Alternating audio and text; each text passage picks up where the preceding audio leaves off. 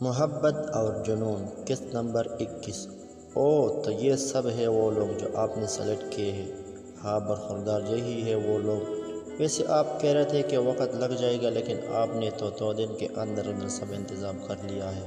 سہیل نے اپنے سامنے کھڑے ان 8-9 لوگوں کی طرف دیکھا۔ کیا کرے بیٹا، کرنا پڑا، بات عزتوں کی تھی تو انتظام جلدی کیسے نہ ہوتا۔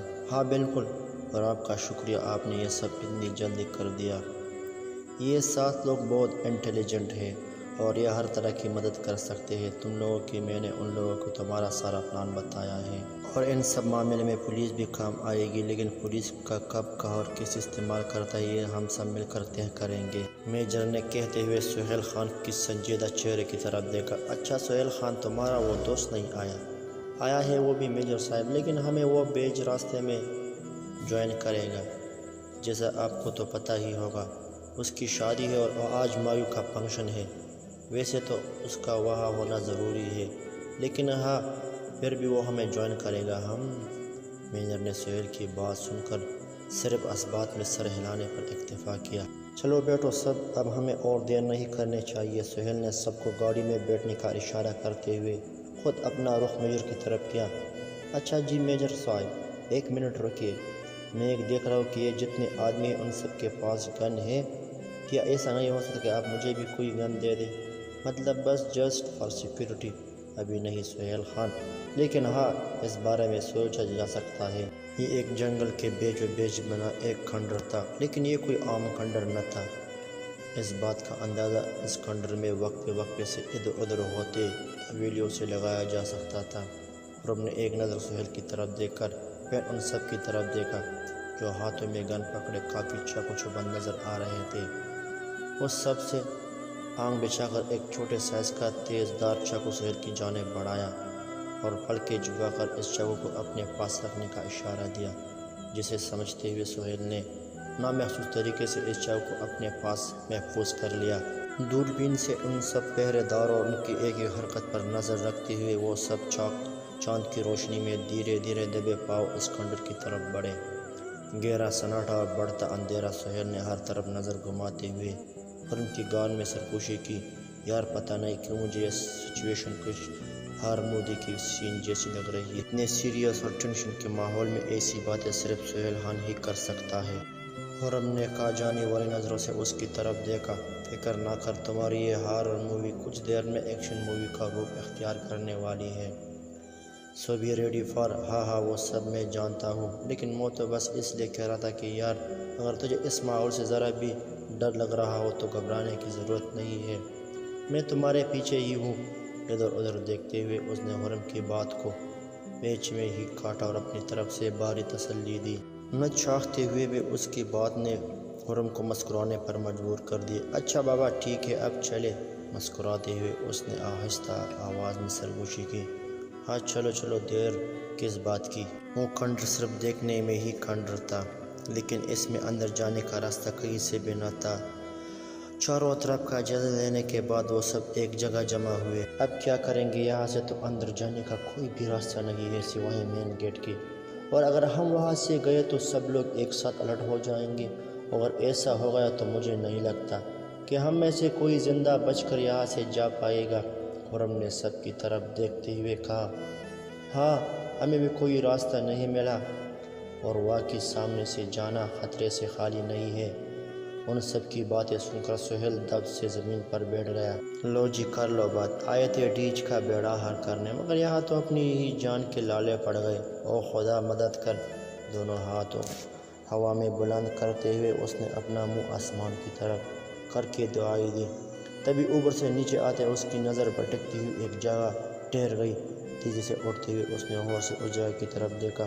خرم کے ساتھ ساتھ باقی سب نے بھی اس کی ماہیت کو نوٹ کیا، اور سب نے بیک اور سہیل کی نظروں کے ارتکاز میں وہی اپنی نظریں جمائی جہاں سہیل خان کی نظریں جمی۔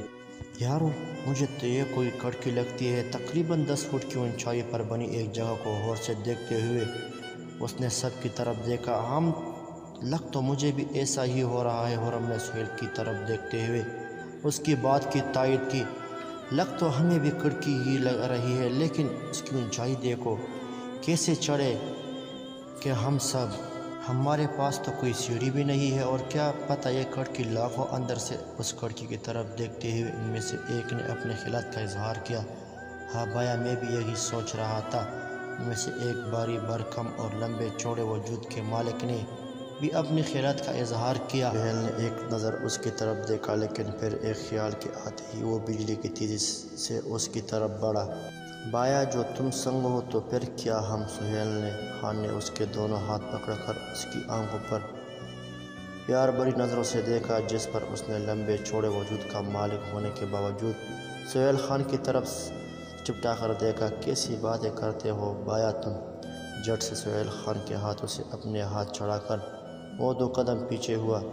ارے یار موٹو، ایسی کوئی بات نہیں ہے جو تم سمجھ رہے ہو۔ خدا کے فضل و کرم سے میں ایک نارمل انسان ہی ہوں، سیدھا، سچا اور من کا صاف شفاف۔ گردن اکڑا کر کہتے ہوئے اس نے اپنے کالر کو ہلکا سا جھٹکا دیا۔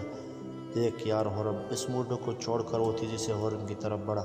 میرے دماغ میں ایک آئیڈیا آیا ہے۔ اس موٹو کا قد 7 فٹ سے کہیں زیادہ ہے اور اس کھڑکی کی اونچائی لگ بھگ 10 فٹ ہوگی۔ تو ہم میں سے ایک اس کے کاندھوں پر چڑھ کر پہلے یہ دیکھ کر آئے کہ کھڑکی لاک ہے کہ نہیں۔ اگر لاک بھی ہوئی تو بھی ہم رسک تو لینا ہی ہوگا، کیونکہ مجھے اس کھڑکی کے سوا کوئی امید کی کرن نظر نہیں آ رہی۔ کہ تو تم ٹھیک رہے ہو سہیل، مگر ہاں بالکل ٹھیک کہہ رہے ہیں سہیل بھائی۔ میں اوپر چڑھ کر دیکھتا ہوں، کیونکہ میں چھوٹے موٹے لاک آسانی سے توڑ سکتا ہوں، ان میں سے ایک نے آگے بڑھ کر کہا۔ سچ میں؟ اگر ایسا ہے تو پھر تو بہت اچھا ہے۔ ہورم نے اس کے کاندھے پر ہاتھ رکھتے ہوئے حوصلہ دینے کے ساتھ ساتھ ایک بار پھر کھڑکی کی طرف دیکھا۔ چل موٹو، لگ جا کام پر۔ سہیل نے اس موٹو کو کھڑکی کے عین نیچے بیٹھنے کا اشارہ کیا۔ اور لا کر توڑ بھائی، ذرا جلدی کرو، ہم ٹھیک ہے۔ اور پھر واقعی اگلے 1 منٹ میں وہ کھڑکی کا معائنہ کر رہا تھا۔ تقریباً 5 منٹ کی مشقت کے بعد آخر کار کھڑکی کھل گئی، اور اسی کے ساتھ سب کے چہرے بھی کھل اٹھے۔ ہورم نے نیچے ہی اسے کھڑکی کے اندر چھلانگ لگانے کا کہا، اور اشارہ پاتے ہی اس نے اندر کی طرف چھلانگ لگا دی، اور پھر ایک ایک کر کے سب نے اندر چھلانگ لگا دی۔ پہلے ہورم نے اپنے کاندھوں پر ڈال بے اختیار سہیل کو پکڑا اور خود اندر چھلانگ لگائی۔ پھر سہیل خان نے اپنے اختیار سے وہی بیگ ہورم کو پکڑایا، اس کے بعد خود چھلانگ لگائی۔ چھلانگ لگانے کے ساتھ ساتھ ہر کسی نے اپنی اپنی گنز پر گریپ مضبوط کی، اور دیوار کے ساتھ ساتھ بنا کسی آواز کے دیے پاؤں آگے کی سمت بڑھے۔ تبھی نیچے کی طرف سے آتی آواز پر ہورم نے چونک کر اس کی سمت دیکھا، لیکن سہیل کا اشارہ پاتے ہی وہ خاموشی سے دوبارہ آگے کی سمت بڑھنے لگا۔ کیا ہے موٹو؟ اس کھڑکی سے نیچے جھانک کر اس نے موٹو کی طرف دیکھ کر پوچھا۔ بایا تم سب تو چلے گئے، اب میں کیسے اوپر آؤں؟ دیکھو موٹو، تو نیچے ہی رہے، اس میں ہم سب کی بھلائی ہے۔ کیوں بایا، میں بھی اس مشن کا حصہ ہوں، مجھے بھی آنا ہے۔ او خدا! اپنے سر پر ہاتھ مارتے ہوئے اس نے کھا جانے والی نظروں سے موٹو کی طرف دیکھا۔ دیکھ موٹو، ہم سب چاہ کر بھی تجھے اپنے ساتھ نہیں لا سکتے۔ ایک بار ٹھنڈے دماغ اور مصلحت سے سوچتے ہوئے تم اس چھوٹی اور معصوم سی کھڑکی کی طرف دیکھو، اور پھر دوسری نظر اپنی بھاری بھرکم وجود پر ڈالو، کیونکہ تم اس فٹ کھڑکی میں خود کو فٹ کروا کر اپنے ساتھ ساتھ اس نازک کھڑکی کی جان عذاب میں ڈالنا چاہتے ہو۔ چپ چاپ یہی کھڑے رہو، ہم آتے ہیں اپنا کام کر کے، اب بولنا نہیں ورنہ تیرے ساتھ ہم سب بھی جائیں گے۔ اسے حیران پریشان سوچ میں ڈوب دیکھ کر سہیل نے وہاں سے بھاگنے کی اپنے بیگ سے کچھ پیکٹ نکال کر ہورم نے ان سب میں سے ایک ایک پیکٹ تقسیم کیا، اور آنکھوں ہی آنکھوں میں سب کو اپنا کام اچھے طریقے سے کرنے کی تاکید کی۔ دیوار کے ساتھ ساتھ چلتے ہوئے ان سب کی ایک ہی کوشش تھی کہ کوئی غلطی سے بھی ان گارڈز کی نظروں میں نہ آ پائے۔ ہر کوئی الگ الگ راہداری کی طرف بڑھا۔ اندر آ کر کوئی نہیں کہہ سکتا کہ یہ باہر سے ایک کھنڈر ہے۔ شیشے کی طرح چمکتی یہ حویلی اندر آ کر کسی کھنڈر نہ لگتی تھی۔ ہر طرف سے نظر بچھاتے ہوئے ہورم ایک دروازے کھول کر اندر داخل ہوا۔ ایک بہت بڑے ہال نما اس کمرے کو ایک کانفرنس روم کی شکل دی گئی تھی۔ ایک لمبے شیشے کے ٹیبل کے ارد گرد سلیقے سے لگائی گئی کرسیاں، اور ہر چیئر کے سامنے ٹیبل پر رکھا لیپ ٹاپ اور ضرورت کی چیزیں موجود تھی۔ ایک چیئر کے پشت پر دونوں ہاتھ جما کر ہورم نے ایک لمبا سانس بھرنے کے ساتھ ساتھ ایک ہی نظر میں پورے کمرے کا جائزہ لیا، اور پھر تیزی سے اپنا بیگ ٹیبل پر رکھ کر اس میں سے ویسا ہی پیکٹ نکالا جیسے پیکٹ ان میں سب میں بانٹ کر آیا تھا۔ آہستگی سے پیکٹ کھولنے پر اس کی نظر پیکٹ میں رکھے ان چند آلات پر گئی جو سب یہاں چھپے چھپے پر فٹ کرنے کے لیے لائے تھے۔ تیزی سے ہاتھ چلاتے ہوئے اس نے مختلف جگہوں پر وہ آلات فٹ کیے۔ سربراہی چیئر کے عین سامنے چھوٹے سے سٹول پر رکھے گلدان میں ایک کیمرہ فٹ کرتے ہوئے اسے اپنے پیچھے کسی وجود کے موجود ہونے کا احساس ہوا، اور ہلکی سی نگاہ اٹھا کر دیکھنے پر سامنے دیوار پر ابھرتے سائے نے اسے شک پر یقین کی مہر لگا دی۔ لب سختی سے آپس میں پیوست کرتے ہوئے اس نے تقریباً 3 سیکنڈ سانس کو اپنے سینے میں روک کے رکھا، اور پھر اس سائے کو دیکھتے ہوئے پلک جھپکنے سے پہلے اس نے اپنے ہاتھ کی مضبوطی کی بنائی اور بازو کو فولڈ کرتے ہی بنا اس کی طرف کہنے سے اس کی ناک پر وار کیا۔